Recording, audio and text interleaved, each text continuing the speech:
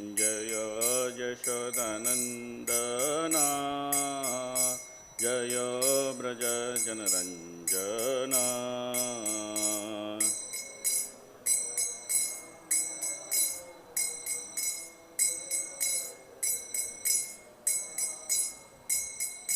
जय यमुनाधिरवनचारी जय कुञ्जविहारी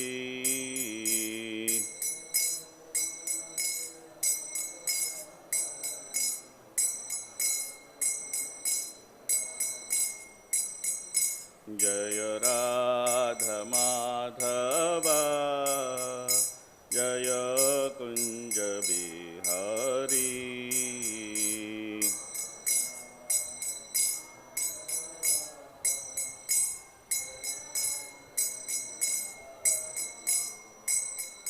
हरे कृष्णा कृष्णा कृष्णा हरे हरे हरे राम राम राम हरे हरे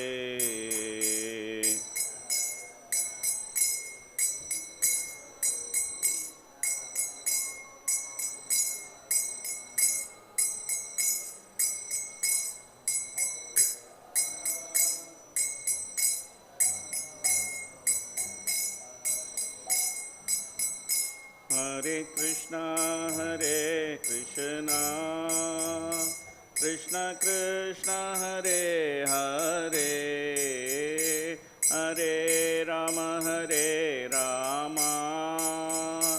राम राम हरे हरे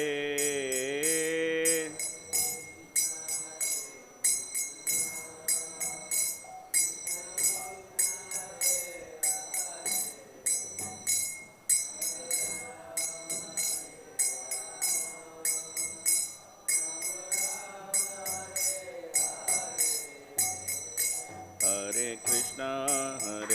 कृष्णा कृष्णा कृष्णा हरे हरे हरे राम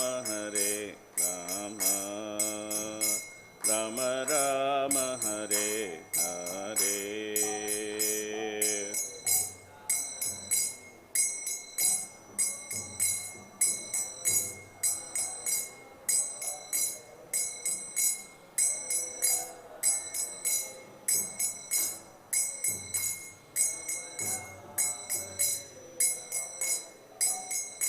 जय प्रभुपदा जय प्रभुपदा प्रभुपदा जय प्रभुपदा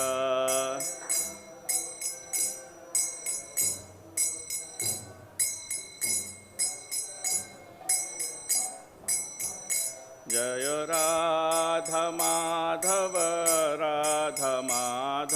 श्री राधे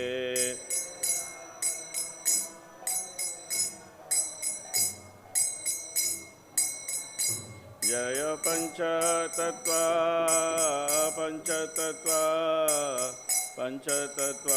जय पंचतत्व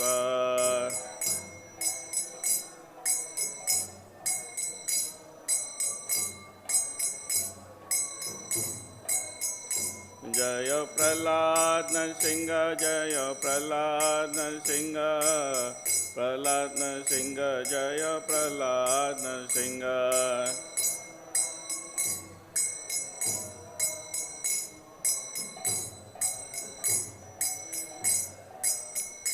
जय जय प्रभुपाद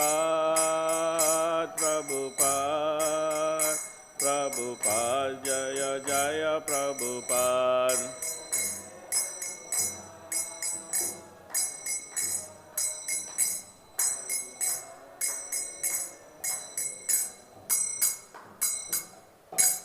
श्रील प्रभुपाद की निताय गौर प्रेमानंदे।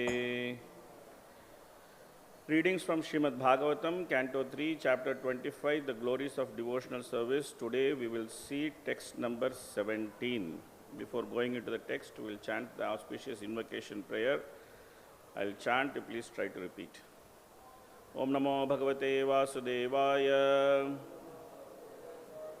Om Namo Bhagavate Vasudevaya. Om Namo Bhagavate Vasudevaya. Narayanam Namaskritya Naram Chaiva Narottamam Devim Sarasatim Vyasam Tato Jayamudiraye Nashtaprayeshu Abhadreshu Nityam Bhagavata Sevaya Bhagavatyuttama Shloke Bhaktir Bhavati Naishtiki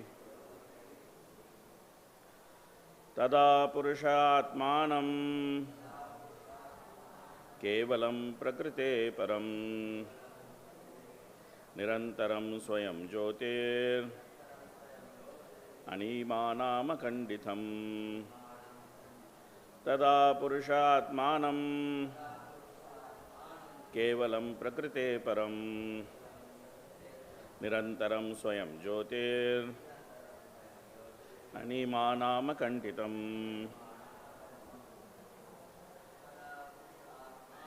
tadā puruṣa ātmānam kevalam prakṛteḥ param nirantaram svayam-jyotir ānimānam akhaṇḍitam tadā puruṣa ātmānam kevalam prakṛteḥ param nirantaram svayam-jyotir ānimānam akhaṇḍitam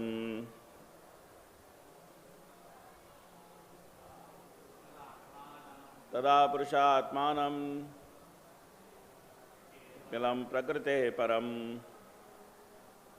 nirantaram svayam-jyotir ānimānam akhaṇḍitam tadā puruṣa ātmānam kevalam prakṛteḥ param nirantaram svayam-jyotir ānimānam akhaṇḍitam tadā, then puruṣaḥ, the individual soul, ātmānam, himself, kevalam, pure, prakṛteḥ param, transcendental to material existence, nirantaram, non-different, svayam-jyotiḥ, self-effulgent, ānimānam, infinitesimal, akhaṇḍitam, not fragmented. Translation, please try to repeat. Translation and purport by His Divine Grace Abhay Charananda Bhaktivedanta Swami Śrīla Prabhupada ki jai. At that time, please repeat, at that time, the soul can see himself to be transcendental to material existence and always self-effulgent, never fragmented, although he is very minute in size. Purport.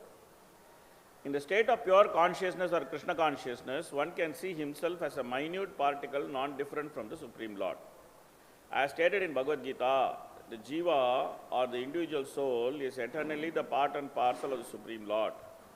Just as the sun's rays are minute particles of the brilliant constitution of the sun, so a living entity is a minute particle of the Supreme Spirit.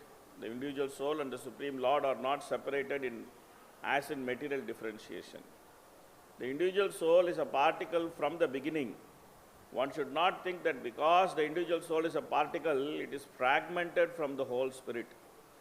Māyāvāda philosophy enunciates that the whole spirit exists, but a part of it, which is called jīva, is entrapped by illusion. This philosophy, however, is unacceptable because the spirit cannot be divided like fragment of matter. That part, jīva, is eternally a part. As long as the Supreme Spirit exists, his part and parcel also exist. As long as the sun exists, the molecules of the sun's rays also exist. The jīva particle is estimated in the Vedic literature to be 1/10,000 the size of the upper portion of a hair. It is therefore infinitesimal. The Supreme Spirit is infinite, but the living entity or the individual soul is infinitesimal.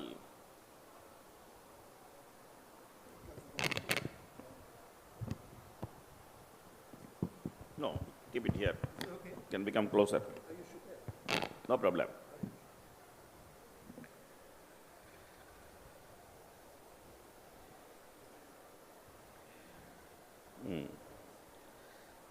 The Supreme Spirit is infinite, but the living entity or individual soul is infinitesimal, although it is not different in quality from the Supreme Spirit. Two words in this verse are to be particularly noted. One is nirantaram, which means non-different, or of the same quality. The individual soul is also expressed herein as aṇimānam. Aṇimānam means infinitesimal. The Supreme Spirit is all-pervading, but the very small spirit is the individual soul. Akhaṇḍitam exactly means not exactly fragmented, but constitutionally always infinitesimal. No one can separate the molecular part of the sunshine from the sun.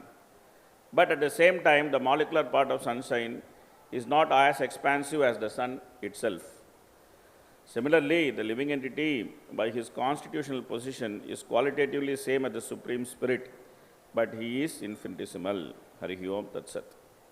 Om Ajnanatimmirandasya Jnananjanashalakaya Chakshurinmilitam Yena Tasmai Shri Gurave Namaha Sri Chaitanya Manobishtam Stapitam Yena Bhutale Swayam Rupa Kadamahyam Dadadi Swapadantikam Vandeham Shri Gurun Sri Yuta Padakamalam Shri Gurun Vaishnavamscha Shri Rupam Sagrajatam Sahagana Raghunathanvitam Tam Sajivam Sadvaitam Savadutam Parijana Sahitam Kṛṣṇa Chaitanya Devam Sri Radha Kṛṣṇa Padan Sahagana Lalita Sri Vishakhanvitamscha He Kṛṣṇa Karuna Sindho Dīnabandho Jagatpate Gopesha Gopika Kanta Radha Kanta Namostute Tapta Kanchana Gaurangi Radhe Vrindavaneshwari Vrishabhanusute Devi Pranamami Haripriye Vancha kalpatarubhyascha kripa sindubhya eva cha patitanam pavanebhyo vaishnavebhyo namo namaha Namo Vishnupadaya Kṛṣṇa Prasthaya Bhutale Srimate Bhaktivedanta Swaminiti Namine Namaste Saraswate Deve Gauravani Pracharine Nirvishesha Shunnavadi Paschaitya Deshatarine Jaya Sri Kṛṣṇa Chaitanya Prabhu Nityananda Sri Advaita Gadadhara Srivasadi Gaura Bhakta Vrinda Hare Krishna, Krishna Krishna, Hare Hare, Hare Rama, Rama Rama, Hare Hare.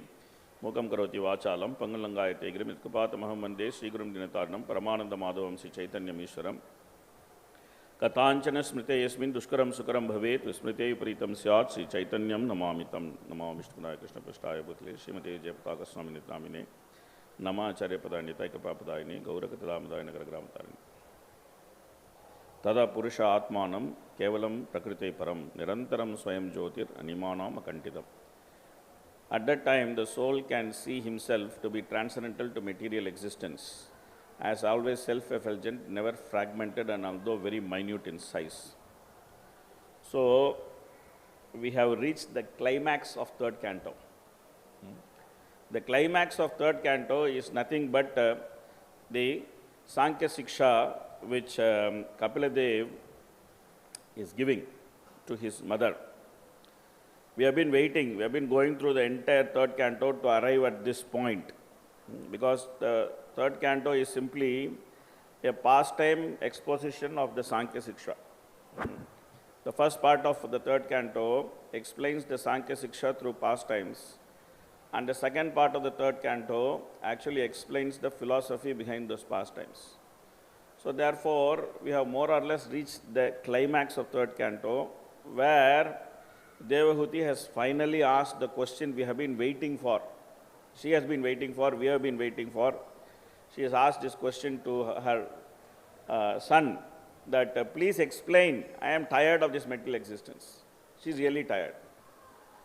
She was born as the daughter of Manu. She was so beautiful, and she grew up with so much of luxury. And then one day she heard about Kardama, and then she gave her heart to Kardama, and then she came to live with Kardama. She went through so much austerity, And then she went in this plane, flying here and there, enjoyed so much.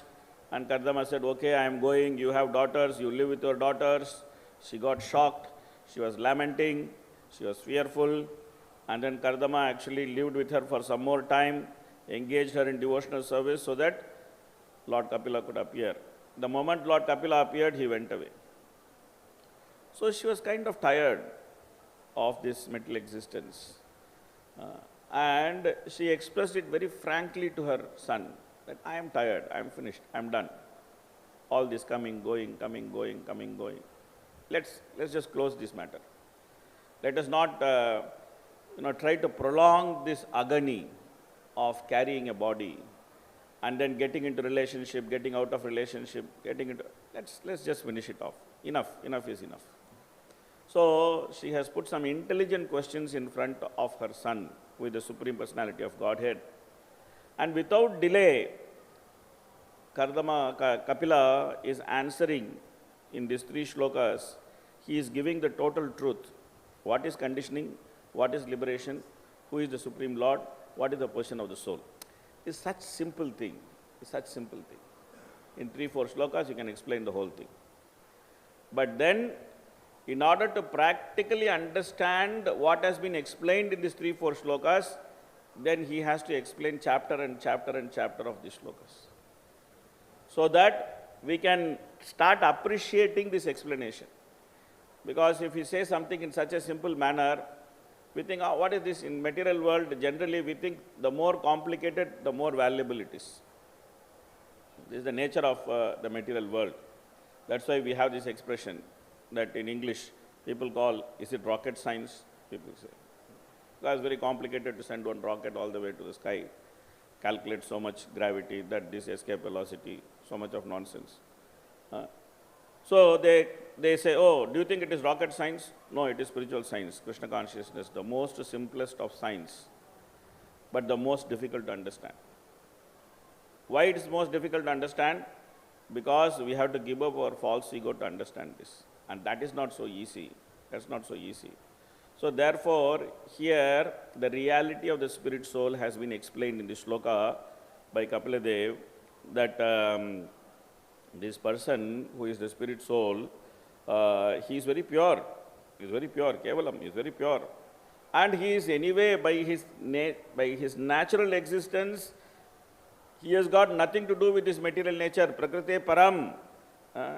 He has the same quality as the Supreme Lord, Nirantaram. He has the same quality as the Supreme Lord. Svayaṁ-jyotir is self-effulgent. He is not in darkness. He is not in darkness. He is self-effulgent. He is not in darkness.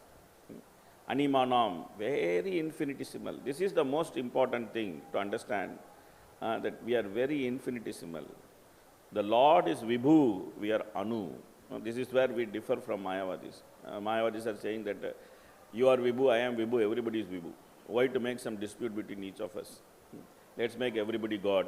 Let's make dog also God. Let's make man also God. Let's make cat also God. Let everybody be happy. Let everybody become God. Go put everybody in Brahman. That sarvam tat kalau Brahman. So, but we are different from Māyāvādis. We say that yes, we are eternal. We have the same quality as the Supreme Lord. But the Supreme Lord is infinite and we are infinitesimal. So therefore this word ānimānam is very, very important, very, very important. Very minute in size. Akhaṇḍitam. He eternally exists as fragment. He eternally exists as an individual personality. Mamayvamso jīva-loke jīva bhūta sanātanaha. Kṛṣṇa is saying in Bhagavad-gītā to Arjuna that never was a time where you and me did not exist, nor did this king ever not existed. In future also all of us will exist with separate identities. So he is saying this natvam evaham jatunasam natvam neme janadipaha na chaiva bhavishyamaha sarve vayam atah param. He said, then immediately all the Māyāvādis are jumping. Ha, we caught you, we caught you, we caught you. Why we caught you? Because Kṛṣṇa is speaking about time. Kṛṣṇa is speaking about time, past, present and future. and time does not have influence and neither it exists in Brahman. So therefore, this individuality Kṛṣṇa is speaking is material. It is not spiritual. Ha ha ha ha ha. We got you, we got you, we got you. They are very happy. Māyāvādis are very happy. They are saying, we caught you. You are now stuck with us. You are making such a big fuss that there is Bhagavan, there is jīva. Where is Bhagavan? Where is jīva? It's all material. It's all material. Kṛṣṇa himself accepted it. Kṛṣṇa himself accepted it. They become very happy. Then Prabhupada comes with one big hammer. And then he breaks that Māyāvāda philosophy. Dum, dum, dum, dum, dum, broken. No trace of Māyāvāda philosophy, everything powdered. The first blow he gives on the Māyāvāda philosophy is that he is quoting from Shruti. You guys are playing with me, okay, I will come to your place and I will hit you with your weapon. What is that weapon? Upanishad. Because Māyāvādis are very, very, very happy. They think Shruti is their domain. They have some exclusive right over Shruti. Because Shruti is speaking about so much about impersonal Brahman. So therefore, they are thinking, oh, Shruti is our domain. Nobody can enter this domain. Vaishnava Acharyas are very intelligent. They enter that domain and break their philosophy with the same domain. So that is what Prabhupada does. Nityo nityanam, chetanas chetananam, yeko bahunam yo vidadati kama. Okay, take it, man. Take it. On your face. Take it. That Shruti is saying that there is one eternal person who maintains all those eternal beings. There is one person who is the source of consciousness of everybody. And that one person has been fulfilling all their desires from time immemorial. Take it. Take it. So now what to do? Now, what to do? Now Prabhupada is not leaving them there. Prabhupada is giving one more argument. What he is saying?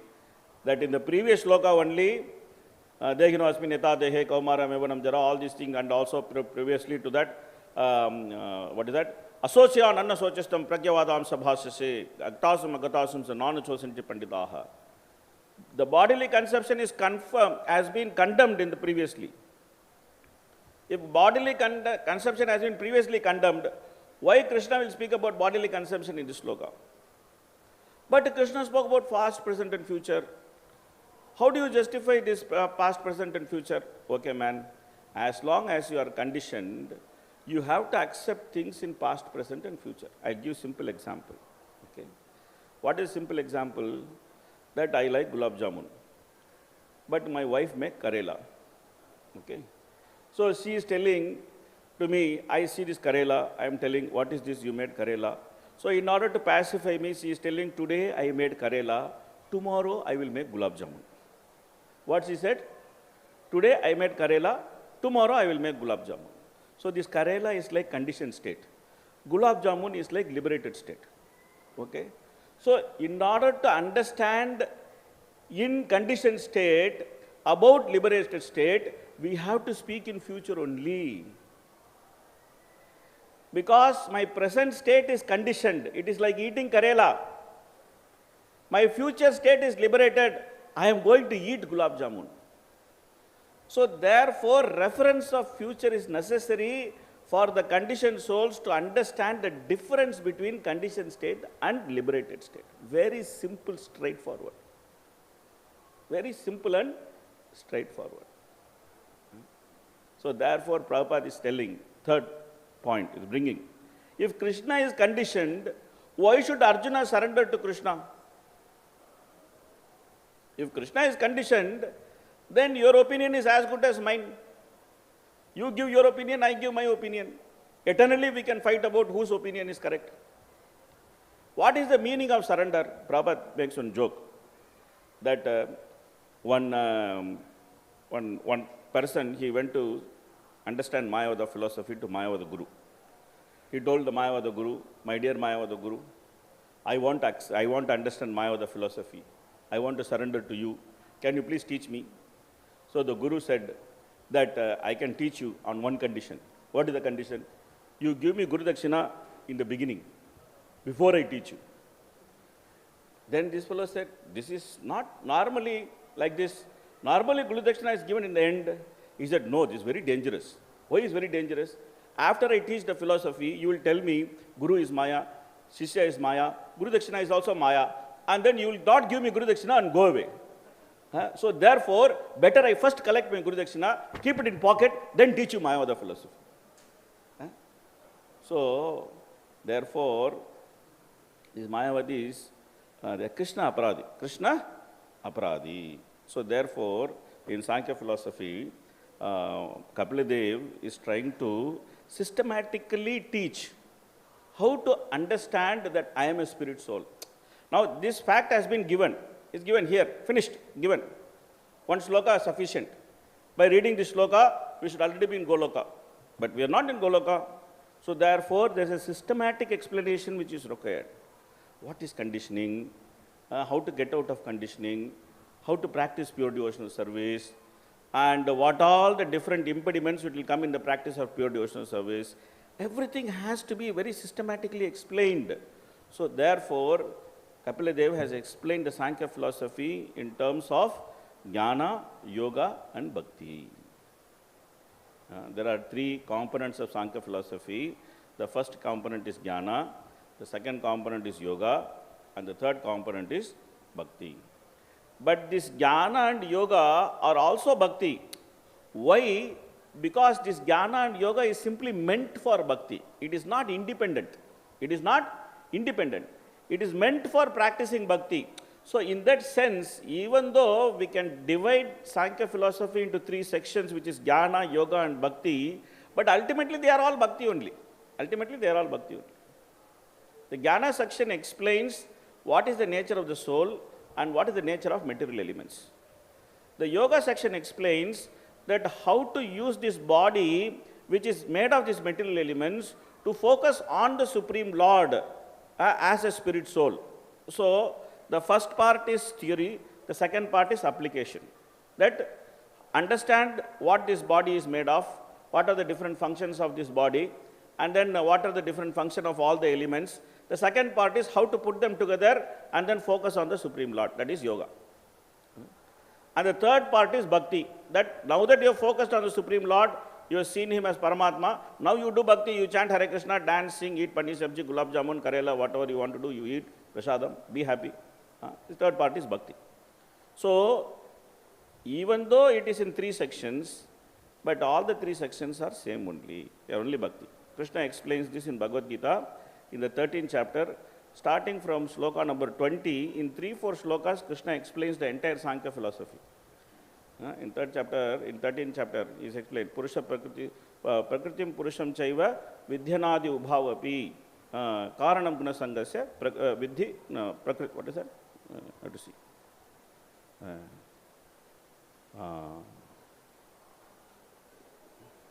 Vikaramsya gunam chaiva vidhi prakriti sambhavan.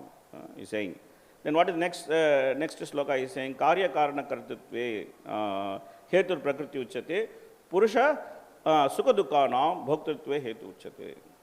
Then after that he is saying, puruṣa prakritistohi bhungte prakriti jan gunan karanam guna sangosya saddasat yoni janmasu. This is Sankhya philosophy. If you just take these three shlokas, this is the explanation of atheistic Sankhya also. If you just take these three shlokas as standalone, this also explains atheistic Sankhya. Atheistic Sankhya doesn't go beyond this step. But Bhagavad-gītā, Kṛṣṇa goes beyond this step. The next shloka he says that upadrishta anumantacha bharta bhokta maheshwaraha paramatmeti chapikto dehe asmin purusha paraha. This is where he makes the differentiation between atheistic Sankhya and Kapila Sankhya. That the material nature is eternal, the jiva is also eternal. Prakṛtim puruṣam chaiva vidhya anadi ubhavapi. They both are anadi. But vikaramsya gunamsya chaiva karanam prakriti sambhavan. This fellow, spirit soul, he is very pure. He is very pure. We saw here, no, kevalam, very pure. But this fellow has gone and associated with this prakriti, which is material nature, which by nature has the nature to change, to go through Shadvihara. Shadvihara means 6 types of deterioration. So because this fellow unnecessarily went and associated with this material nature, now he has to go through vikara with the association of gunas. Vikaram sa gunam seva karanam prakriti sambhavan. This is made possible by the prakriti. So then what is happening? Karanam karya kartatve prakriti hetu uchyate. So the karana karya, the cause and effect is simply put forward by the prakriti. So we have got nothing to do with the cause and effect of this material world. It is just the function of prakriti. It is just a function of prakriti. It got nothing to do with the jiva. Jiva doesn't have to worry about the cause and effect of this material world. But simply because we have identified with the prakriti, we are thinking we are this body, therefore I am worrying that what I eat, it will make me fat, what I eat, it will make me lose weight, and I am trying to break my head, oh, I became fat, I have to lose weight. If I don't lose weight, then I will be called as a fat, so no, what I will do? So much things I am worrying. But the spirit soul is neither thin nor fat. He is neither fat so, not thin so. He is himself. But because I have identified with the body, therefore I have to think so many things. So therefore, Kṛṣṇa is saying, vikaram sa gunam saiva karanam prakriti sambhava. Karana karya kartatve hetur prakriti uchyate. That is done by prakriti. But this fellow, what he is doing? Puruṣa sukha dukhanam. Because of that, whatever is coming, because of the karana karya, whatever is coming, because I have identified with the body, I am going through that sukha and dukkha. I am thinking, oh, I am sad, I am happy, I am angry, I am peaceful. So many things I am thinking out of mental speculation. So who is responsible for that? I myself am responsible for that. I myself am responsible for that. So because of all this so-called emotion, then I get influenced by the three modes, and then I act like a crazy man, I act like a crazy man. Nunam pramatta kurte vikarma yandi indriya pritya pranoti. Na sadhu manya yata ātmānaṁ asarnatapi klesa asadeha. A crazy man, you jump up and down for sense gratification and then get bound in one body to another body. So that's what he's saying. Puruṣa prakritisto hi bhunkte prakritjan gunan karanam gudasangosya sadasatyoni janmasu. Now atheistic Kapila is saying, this is simply happening. It's simply happening. Is because his random proximity of the jiva with the material nature has caused this. So jiva has to sit in one corner and start thinking, I am a soul, I am not this body, the nature of soul is like this, the nature of body is like this, so therefore I should not identify with my body. I am neither Karela hater nor Gulab Jamun lover. I am a spirit soul. I have to think that I am spirit soul. Aham Brahmasmi, Aham Brahmasmi. I have to think like this, and I should come out of conditioning. This is what atheistic Kapila is saying. But Kṛṣṇa is not saying like that. Kṛṣṇa is saying, Upadrushta anamanta cha bharta bhokta maheshwaraha paramatmeti chapikto dehesmin purusha paraha. There is yet another enjoyer in this body. He is the Paramatma, he is Upadrushta, he is Anamanta. Look at him, look at him. He has the key for your liberation. He has the key for your liberation. Upanishad is saying that there are two birds sitting in the same tree. And one bird is very busy eating all the fruits. The other bird is watching and is waiting when this fellow will look at me. The moment this bird who is eating the fruits looks at the other bird is telling, let us flap our wings and get out of this tree. Let us flap our wings and get out of this tree. Immediately, that second bird, which has been suffering and enjoying in the tree, he can just break free from the tree. Break free. So, very beautiful and very simple philosophy, which Kapila Dev is going to explain, the Sankhya philosophy, which is not different from the Sankirtan philosophy or Sankirtan movement which Lord Chaitanya gave. Lord Chaitanya's Sankirtan movement also has these components of knowledge, yoga and bhakti. It also has the same components. In Shikshashtakam, very nicely these components are explained by Lord Chaitanya that what he is saying that Trinatapi sunichena tarorapi sahishnuna amanina manadena kirtaniya sadahari. He is saying that please understand that you have got nothing to do with all these things which are the transactions of this material world. Why are you getting affected by the transactions of this material world? Your duty is to chant the holy name, always Kirtaniya Sada Hari. So what is stopping us from doing Kirtaniya Sada Hari? Identification with the body is stopping us from doing Kirtaniya Sada Hari. So therefore, cut the bodily identification. In order to cut the bodily identification, we should have these 4 qualities. Giving the knowledge, have these 4 qualities. You become tolerant, you become very humble, Trinatapi Sunnichena, you become very humble, Tarorapi Sakishna, become very tolerant, Amanina, you don't expect any respect, Manadena, you give respect to everybody, then you can do Kirtaniya Sadahari.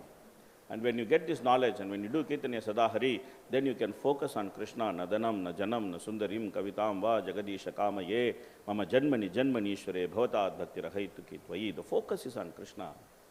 The focus is not on other things. The focus is not on money, followers, knowledge, fame, name, either too much of it or lack of it. The focus is not on those things. The focus is simply on Kṛṣṇa. Mama janmani janmanishware. So this is the yoga part. You focus on Kṛṣṇa. Then the bhakti part starts after that. What is that? Ainanda tanuja kinkaram patitam mam vishame bhavam buddho kripaya tavapada pankaja sitaduli sadrisham vichintaya. Now you are thinking about Kṛṣṇa. Till the time you are not thinking about Kṛṣṇa. Now you are thinking about Kṛṣṇa. Hey, what am I doing here? Why I am not with Kṛṣṇa? What am I wasting my time here? What is this nonsense going on? What is this body? And what is all this nonsense which is going around this body? Why am I stuck in this nonsense? Why can't I go with Kṛṣṇa? Why can't I stay with him? Now we are missing Kṛṣṇa. Now we are missing Kṛṣṇa. And we are lamenting, Arey, what did I do to myself? So then that bhakti progresses into, anartha nivritti, nishtha, all these things. And then it goes all the way up to prema, where one becomes completely subservient to Kṛṣṇa's will. Lāśliśyava pādaratāṁ pinastamā madarṣanān marmahatāṁ karotu vā yadā tadā vā vidadāta lampato matprāṇanātastu sayeva nāparaha. So this way, all the acharyas are speaking the same topic. Everybody is speaking the same thing. Everybody is packaging the same thing according to the level and method we can understand. So therefore, we should not think that the Kapila Sankhya is very different from Bhagavad-gītā and the Kapila Sankhya is very different from the Sankirtan movement. They are all driving us towards the one inevitable conclusion. What is that inevitable conclusion? That as a spirit soul, you are eternally the servant of Kṛṣṇa. Unless you accept this fact, you are not going to be peaceful. You are not going to be peaceful. Whatever circus you want to do, you do. Whichever circus you want to take, you take. You participate in any circus, no problem. You want to participate in karma success, go participate in karma circus. You want to participate in jnana circus, go participate in jnana circus. You like yoga circus, go there, participate in yoga circus. But none of this circus is going to help you. None of this circus is going to help you. Simply come, accept reality.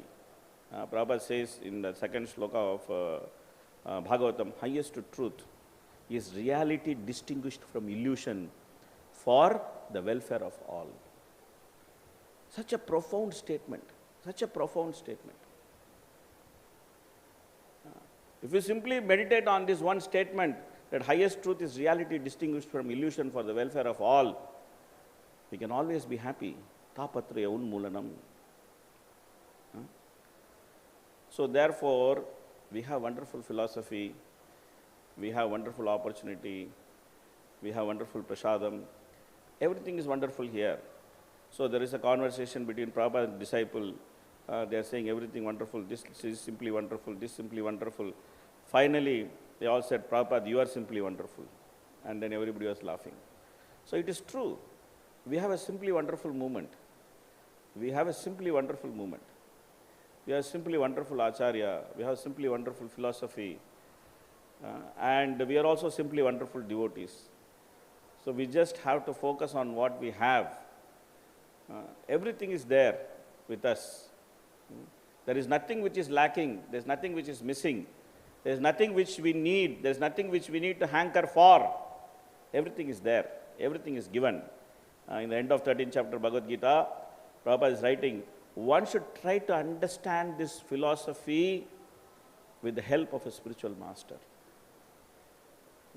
Because the whole purpose of 13th chapter is to address the confusions about the goal of life. So, he's saying in Bhagavad-gītā, again Prabhupada is saying the same thing in 2.8, Bhagavad-gītā Prabhupada is saying the same thing. You cannot solve the problem of material existence by economic development. One should try to focus, or one should try to surrender to a spiritual master and then find solution for the problem of life. So therefore, the opportunity for inquiry is there. The opportunity for intelligent inquiry is there. The opportunity for progressing in Kṛṣṇa consciousness is there.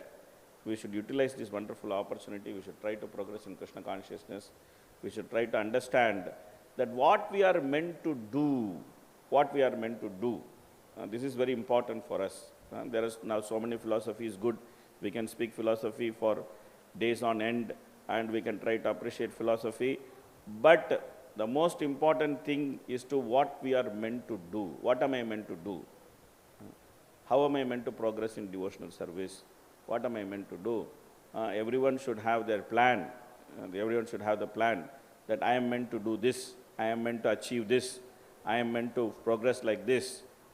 So unless we make this tangible progress, all this discussion on philosophy will remain only theory only.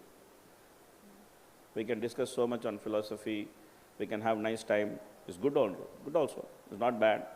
But all this philosophical discussion will remain simply theory till we act on the mission, till we become part of the mission, till we take something, some responsibility in the mission, small, big, doesn't matter, some responsibility in the missionary work, identify ourselves as missionaries, soldiers of Prabhupada, and then march forward, left, right, march forward, Gaur Nitai, not left, right, march forward. Then that makes some sense. It makes some sense. Then we can try to live philosophy.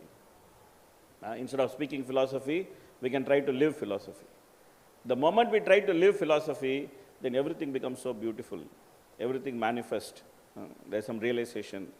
There is some understanding that this is a science. This is a science. What Kṛṣṇa says, what Kapila says, is not some lofty theory. It's science. I can experience it. I may not experience the topmost experience of this, but I can experience step by step. Each step I can experience something. Pratipadam purnamrita aswadanam. Every step I can experience the joy of devotion. And that experience, that realization actually becomes my impetus to move forward. So therefore, the Sankhya philosophy is not simply a theory. People think that third canto, oh, Sankhya philosophy, oh my God, so much theory, who will read it, who will understand it? Devotees think like that. Devotees think, we want nectar, this is philosophy, we don't want philosophy, we are not Gyanis, we want nectar. But this is nectar. This is nectar. For a person who wants to act, it is nectar. For a person who simply wants some intellectual sense gratification, it is not nectar. But for a person who wants to act, a person who wants to understand what it means to understand that I am a spirit soul, I am not a body, for that person this is nectar. It's nectar, it's full of rasa. Because you are trying to understand your own identity. This is the biggest crisis you are having in life. You are having identity crisis. And with Sankhya philosophy, we can break this identity crisis. We can break this identity crisis. So, vidyate hridaya grantis chidyante sarva samshaya chiyanti tasya karmani drishta eva ātmānīśvare. Bhagavatam is saying that how to cut.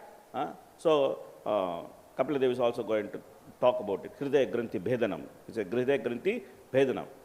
Vidyate hridaya granti. How to see oneself as the master of this body, not servant of this body. Unless one sees oneself as the master of this body, one will not be able to utilize the faculties of this body in the service of Kṛṣṇa.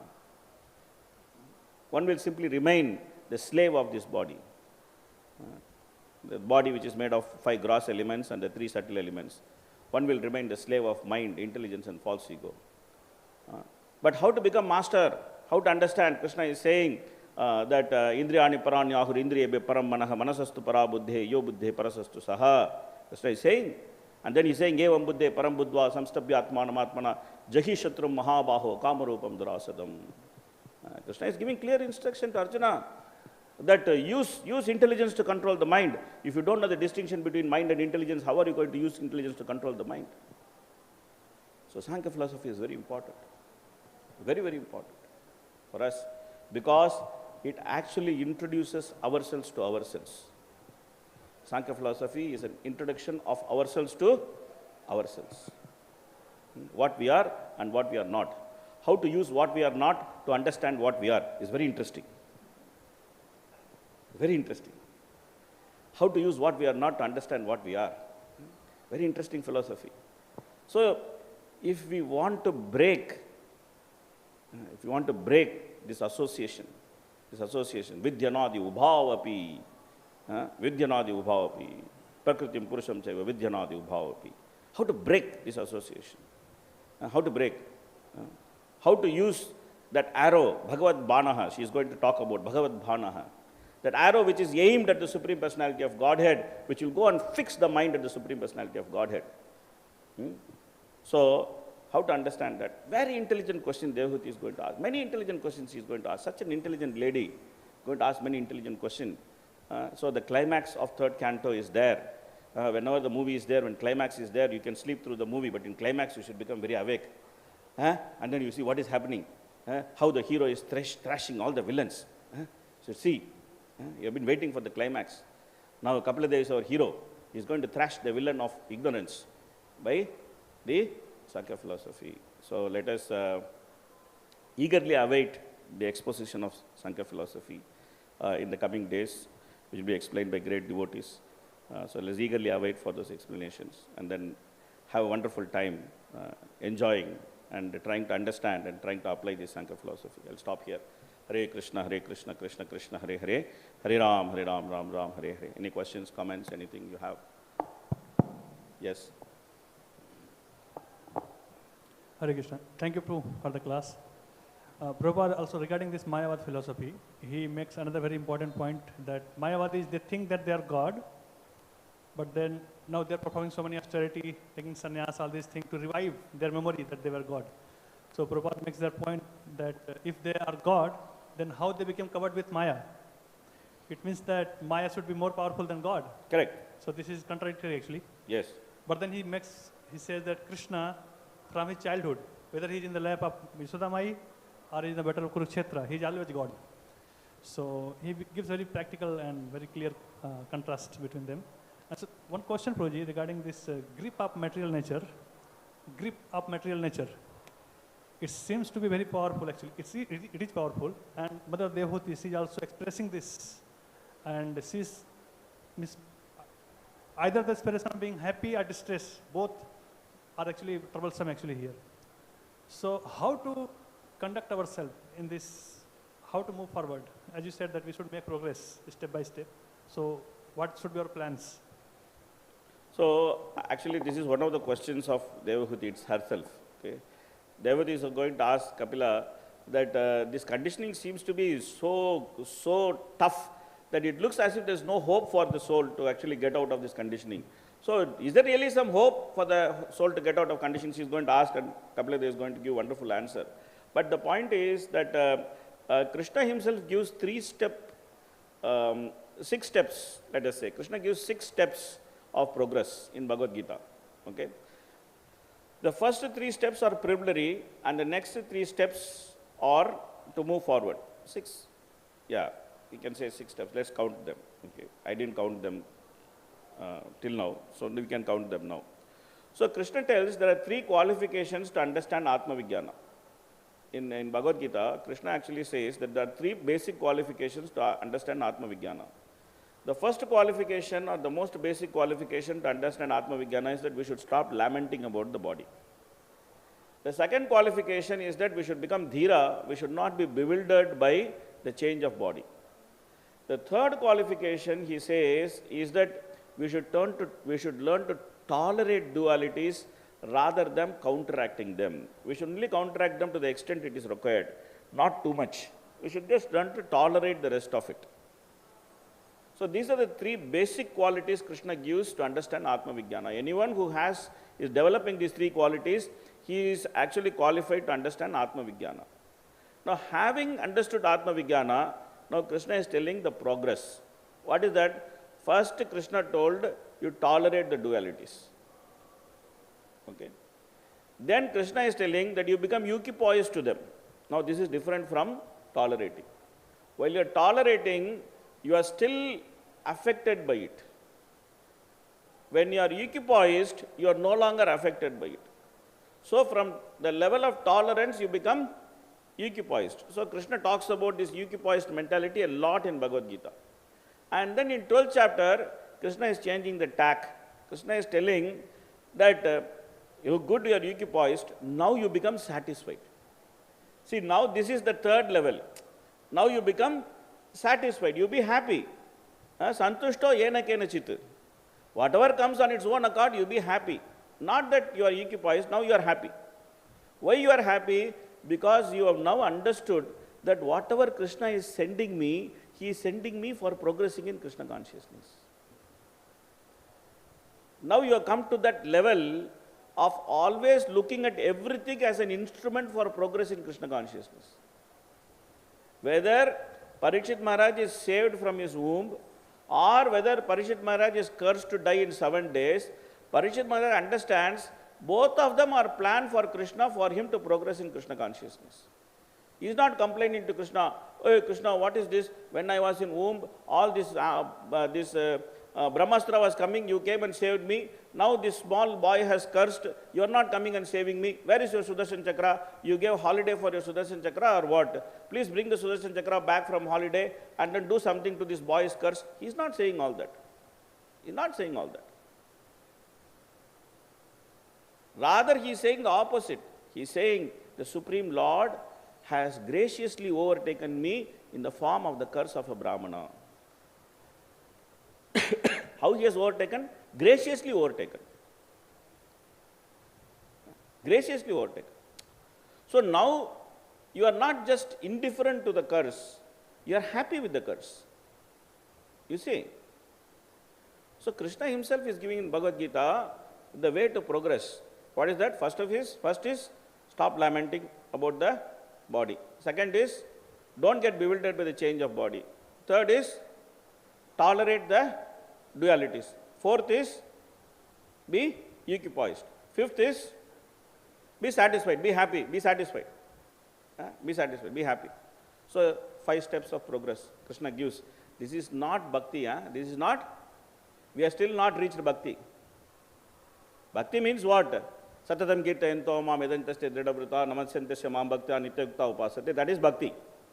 But here we are trying to become bhakta. It is not bhakti, we should not misunderstand. That when you become satisfied with what happens in material experience, we should not start jumping, "Oh, I became great devotee." No. Now you are qualified to become devotee. Now you are qualified to become devotee. So, therefore, if we scrutinizingly study Bhagavad-gītā, if we scrutinizingly study Bhagavatam, and if we try to understand what Kṛṣṇa is trying to teach us, we can understand these things that nicely. Okay, this is what Kṛṣṇa is expecting from us. This is what Kṛṣṇa is trying to teach us. This is what I should do with my life. This is how I should progress. We can understand. And then we can understand what it means to become devotee. What it means to become devotee. Otherwise, we will do whatever we want and we'll chant some 16 rounds, follow 4 regulative principles, which is very good. I'm not saying it is bad. And then we will think that we have become devotee. We'll think that we have become devotee. No, we are practicing to be devotee. Prabhupada gave a very nice phrase, practicing devotees. That means we have not become devotee still. We are practicing to become devotee. Like in the match, they will play practice. They will play practice shots. That is not match. There is no point counted there. They are just hitting the ball here and there. They are just practicing. Even though it looks like match, but nothing is scored there. But in Kṛṣṇa consciousness, in practice also you score something. That is the beauty of Kṛṣṇa consciousness. Neha vikram nasosti pratyavāvana vidyate svalpamatpesya dharmasya trāyate mahato bhyāt. But still we should understand that we are practicing devotee. We are practicing to become devotee. So that means what it means to become devotee, so that research we should do. So where the practice will turn into devotion, where it will turn into devotion, that research we should do, how to become the devotee, this research we should do. Yeah, okay. Yes. Hare Krishna Prabhuji, Dandavat Pranam. So thank you for the class. Question is, the highest truth is the reality distinguished from illusion for welfare of all. Can you explain it with an example? So the point is that in this world everybody is trying to do some welfare work. Okay, the social people are trying to do some welfare work. The Māyāvādis are trying to do some welfare work. Everybody is doing some welfare work. Prabhupada gives this example that when a child is lost, somebody is doing welfare work by feeding the child. Somebody is doing welfare work by clothing the child. Somebody is doing welfare work by giving shelter to the child. Somebody is doing welfare work by treating the disease of the child. But what is the real welfare work? The real welfare work is take the child and give it to the father and mother. Then the child can be very happy. But you may argue that if the father and mother are very poor, where is the point for the child to be happy? But for us, our father and mother are not very poor. Our father is the controller of the whole creation. Janmadhyasetaha, anvayat, itaratas, chartesh, abhigna, swarat, so many things are there. And our father's house is also very opulent. It's made of chintamani stone, chintamani, prakara, sadmashu, kalpabriksha, laksa, vrateshu, surabhi, rabipalayantam. So many nice descriptions are there. So therefore, we have very good father, very nice mother, but only thing is we don't know. So therefore, highest welfare work is to identify that father and mother and tell the jīva, go and live with him. Go and live with him. So therefore, that is the highest welfare work. It makes sense? Yes, Prabhuji.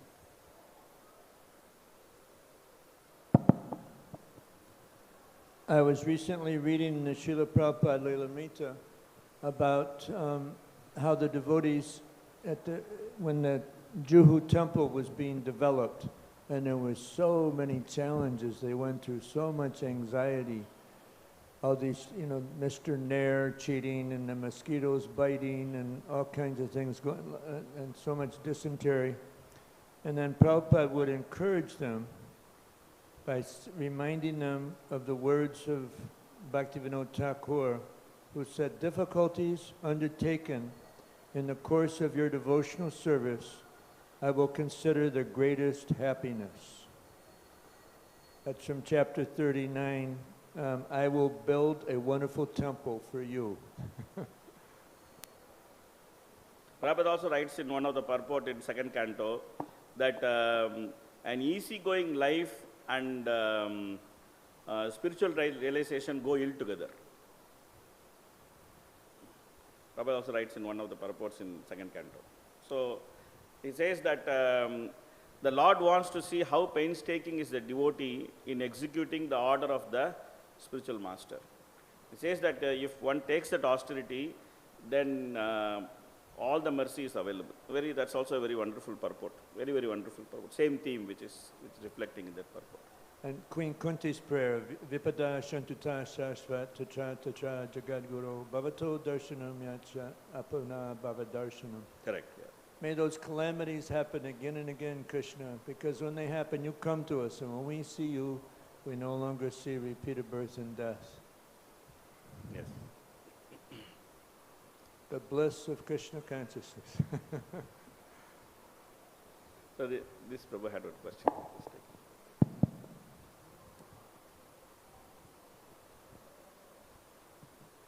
Hare Krishna, Prabhu. Prabhu, you were telling about how in conditioned state a person is subjected to his bodily identification. So I was remembering the question of King Rahugana to Bharat. So he is saying that I understand that we identify with body and all its things, but how to understand that if I am feeling, suppose I am feeling a weight on my shoulder, then how do I feel that it is my body, because this is very factual experience. So how can negate it by saying that I am not this body? So Jadabharat himself answers that question. He is saying that don't negate it, there's no need to negate it, but try to understand the purpose of it. So you are a king, and you have to punish the citizens. You can punish the citizens in two levels of consciousness. One level of consciousness is I am the king, I am the enjoyer, these fellows are meant to carry my palanquin, so therefore if they don't carry my palanquin, I will punish them. This is one level of punishment. The other level of punishment is that the king understands that I am actually a servant of the Supreme Personality of Godhead, and I am also the servant of my citizens. So therefore, whatever I engage my citizens in, it should be for their advancement in Kṛṣṇa consciousness. Then I am a proper king. So one can understand from that perspective that what you are engaged using your body is meant for advancement in Kṛṣṇa consciousness. Whether you are carrying a load or whether you are punishing someone, whether you are a king or a beggar, doesn't matter, because there are kings in Bhagavatam, there are beggars in Bhagavatam. Both of them are there. So what is the commonality between the king and the beggar? That they all understand that whatever I am doing, I am supposed to use this to progress in Kṛṣṇa consciousness. So if that understanding is not there, then there is no use of having the bodily identification and saying that I have to practically perform duties with the body. That is what Bhagavatam is saying, that atapumidujashreshta varnashrama vibhagashaha swanushritasya dharmasya samsiddhir haritoshanam. That whatever your duty you should do, whether you are carrying load or whether you are king who is sitting on the palanquin, you should simply do it for Krishna's pleasure. And at one point, when you keep doing this for Krishna's pleasure, at one point you will understand that there is no meaning in these duties. So therefore, when you understand that, then there is no more attachment to the duty. That's why he is saying, give up your rod of punishment and then you just engage in devotional service. That's what he is telling Raghunatha. So the answer is there in Jadabharata's answer itself. Okay, we'll stop here. Hare Krishna, Krishna Krishna, Hare Hare, Hare Ram, Ram Ram, Hare Hare. Granthāraj Srimad Bhagavatam ki, Śrīla Prabhupada ki, Kapila Dev ki, Devahuti Mata ki, Gaura Premanande. Thank you very much. Śrīla Prabhupada.